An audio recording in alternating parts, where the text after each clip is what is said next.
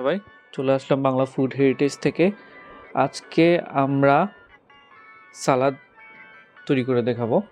আমরা এর জন্য শসা, গাজর এবং টমেটো ব্যবহার করছি। প্রথমেই আমরা কিছু শসা কেটে নিব। আমরা আমাদের গাজরটাও পিল করে নিচ্ছি। চামড়াটা ছিলে নেওয়ার পর আমরা শসাটাকে প্রথমে গোল গোল করে কাটবো। এরপর শসাটাকে আমরা কুচি কুচি করে কাটবো। এখন আমরা এটাকে কুচি কুচি করে কাটছি। শসা কাটার পর আমরা আমাদের গাজরটা নিব।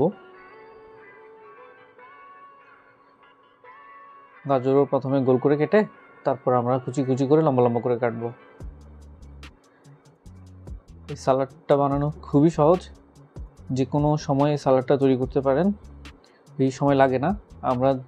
আমরা ঘরোয়া পরিবেশে বা যে কোনো দাওয়াতে এই সালাডটা খেতে পারি। এখন আমরা আমাদের টমেটোটাও কুচি কুচি করে কেটে নিব। টমেটো কাটা হয়ে গেলে আমরা আমাদের পরবর্তী ধাপে যাব। তো এখন আমরা গাজর কুচি, টমেটো কুচি, শসা কুচির সাথে আমরা কিছু পেঁয়াজ এবং কাঁচামরিচও নিয়েছি। এখন আমরা আধা চা চামচ গোলমরিচ দিয়েছি। এর সাথে আমরা আধা চা চামচ পরিমাণ লবণ দিচ্ছি। আমরা টক দই ব্যবহার করছি যেন সালাডটা একটু বেশি মজার হয়। টক দই দেওয়া হয়ে গেলে এখন আমরা সব কিছু একটু মেখে নিব।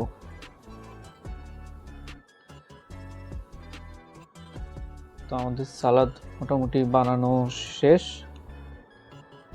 আর একটা আইটেমই বাকি, সেটা হচ্ছে ধনেপাতা।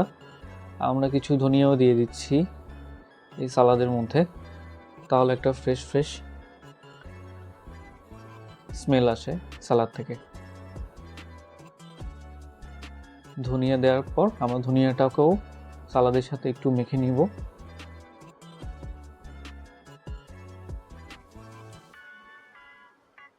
তো তৈরি হয়ে গেল আমাদের মজার সালাদ।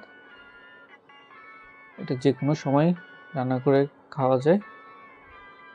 আমাদের ভাত বা পোলাও যে কোনো সব কিছুর সাথেই এই সালাডটা সুইটেবল।